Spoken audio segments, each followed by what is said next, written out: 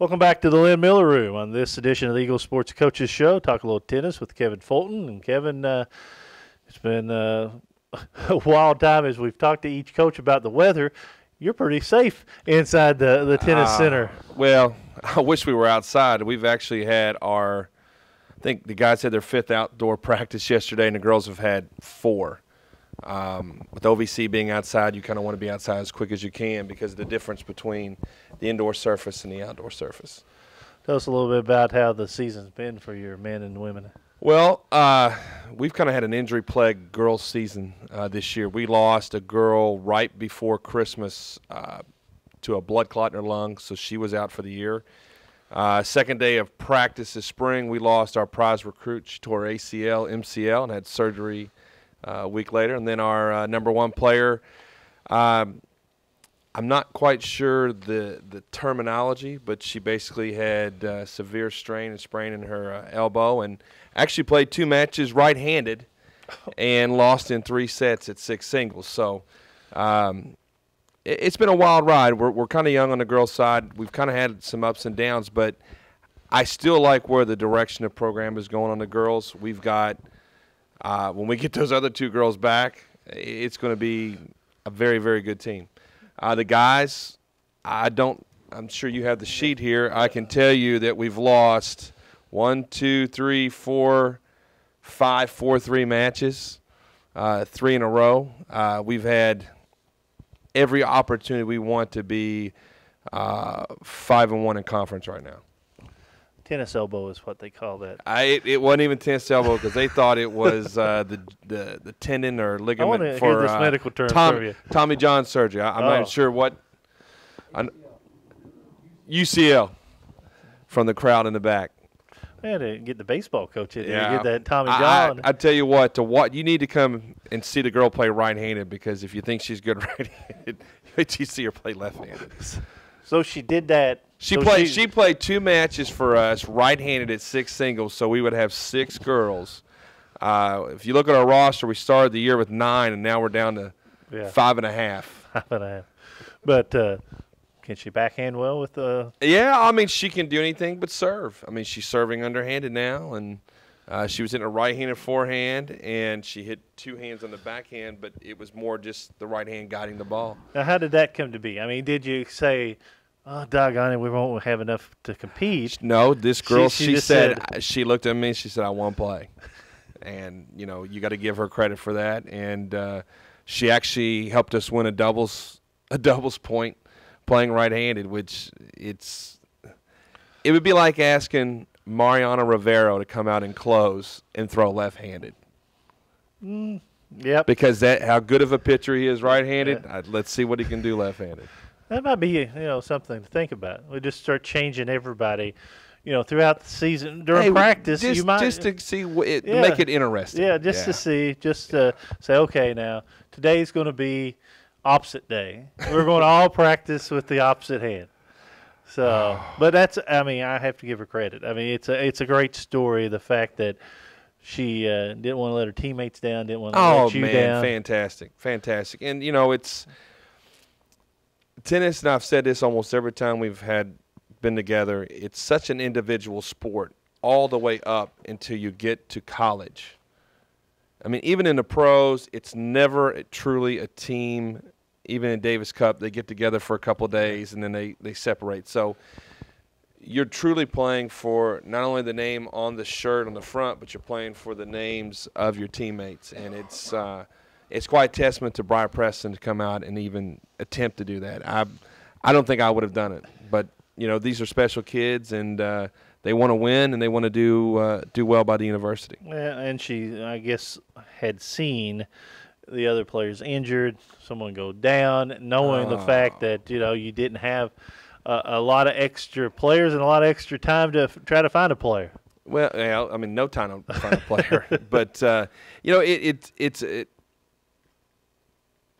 special. It is special, Yeah. but I think the word I'm looking at is the one thing I can say about this girls' team is at the very beginning, I think they thought of themselves as victims, and then their attitude has changed, and now it's more of a survival mode, and they're playing for pride and doing the little things it takes to get better every day. I got a lot of kids coming out wanting extra work. They're coming out on their own. They're hitting on their own, and I think that this is going to pay off for them in the long run. Of course, the women will have 5 more matches before the OVC tournament. You host Eastern Kentucky on the 4th at 2 o'clock. Then on the 6th, you host UT Martin at 11 a.m., and then on the 7th at 10 a.m., you host SEMO before going to SIUE Edwardsville and Eastern Illinois to finish out the regular season. The OVC Championships in Paducah on the 19th and through the 19th through the 21st of April. Thus far in the OVC on the women's side, who's been the team? The Eastern Kentucky. They're hands down the best team on paper and on the court right now. I think after that, it's anybody's game. I mean, Murray's like 4 or 5-1. Eastern Illinois is like 4 or 5-1, but their loss was to Murray, and they got beat pretty bad. And I felt like we were in all the matches that we played with Murray. When we played Austin Peay, we were in all the matches there. You know, Belmont, we had a tough battle where we were up 3-0. We ended up losing 4-3. We had a situation where we played singles first because of the weather, and then you turn around and you play Jacksonville State, and we have, Breyer serving underhanded, and she beats a girl who's all-conference preseason, all-conference last year. I really like our chances in these last 5 matches. I think we can cause Eastern Kentucky a lot of problems. And then the last 4 are very winnable, so we've got to step up and find a way to dig deep and pull it out. Now, if they want to come out with the home matches, they come on up to Sadler Courts. I guess you're still playing up there. We're up there. We're up there. I've actually Among the rubble? I've had my hard hat on, and it felt like saying yabba dabba doo sometimes. But of course, Downing Hall was Downing, yeah, Downing right? Hall had a fire earlier this year, and they've been. We've labeled that. We've labeled it the end of an era. So a lot of people stayed up there. It used to be athletic dorms. I think football stayed up there. Yeah, and then of course, then they turned it into offices, and of course, with the fire this January, wasn't it? Yeah, it was 1st of January. I'm actually sad to see it go because we had a lot of fans that would go up and sit up on the top part there, and you get a nice little atmosphere and the sound acoustics off the wall. But, it's sad to see it go, but I'm excited to see what they're going to put in behind there. And once they get it cleaned up, the view behind to the mountains is as pretty as the view the other way to the mountains. Well, if they keep the landscape about like that, maybe put some good bleachers in for your team. It'd be nice. Now, men's team, as we said, we talked about them. Eastern Kentucky coming up at home on the 4th at 11 a.m. Let me see. Was that the same time as the girls? No, the girls play it too. Okay. I just want to make sure I didn't give the wrong time. No problem. So that's your last home match for the men. Got 2 seniors, Nathan Martin and Hugo Amante. I want to say a little tidbit about them. Nathan Martin's been accepted into the law school at University of Kentucky, and Hugo is in the veterinarian program at Purdue this fall. So that's not bad. Not bad. I really like our chances going these last few matches. If we get in the tournament, if you look at our results, we lost to preseason number 1, 4-3. We lost to preseason number 2, 6-1, but we had 4 3-set matches. We lost to number 4, 4-3. We lost to number 5, 4-3. We beat number 7, 6-1. We beat number, 10 or 11, 7-0. So we're right there. It's just a matter of us.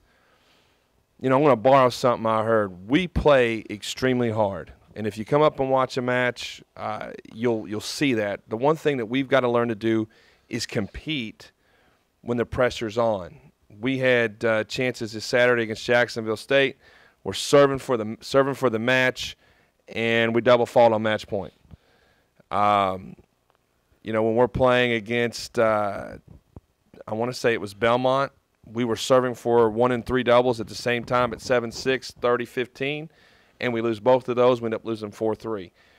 It really is a millimeter difference between us being, 10-6 instead of 6-10. And this guy's team is very, very, very deep. I know it says 7-0 against Arizona, but if you look back at the scores, we lost 3 3-set matches against Arizona.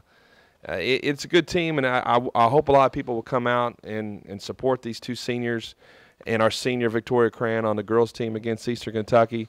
Both these teams work extremely hard in the classroom and on the court and are, I think, very good representation of Morehead State University and the athletic program. Now you're going to honor the seniors men. Are you going to honor all in one day, have a senior We're day? going to do a senior day that day. That way it kind of takes the emotion out for the last two matches for the girls. Now what are we going to do about, let's have an example here.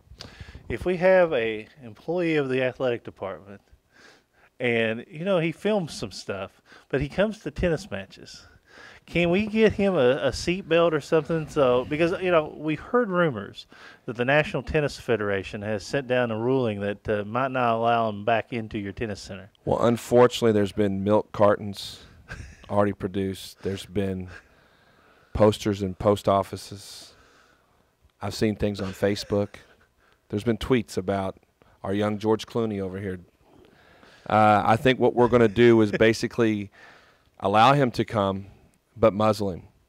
That might be good. Yeah, because he's very, very great fan of the tennis program, good friends with a couple of our players. But I would like and hope that Daniel will learn from his mistakes in the past. Daniel Becker? Oh, we won't. We only talk about him as George Clooney because he is a young George Clooney. That's true. That's the nickname that Coach Hodges gave him. So hopefully, I want that to be admitted. I gave him. Oh, you gave him that. I'm sorry. The young George. You know, Clooney. Hodges kept on taking credit. He takes credit for a lot of things. I'll let him have a little credit. All right, Kevin. Good luck, Jason. Thanks a lot. Always great seeing you. Good luck with the men and the women. And I really think they play hard for you, and you graduate them, and they have a good time here. Absolutely. So that's what it's all about. Absolutely. Thanks, man. Kevin Fulton, tennis coach here at Morehead State University. Back with more after this. This is the Eagle Sports Coaches Show.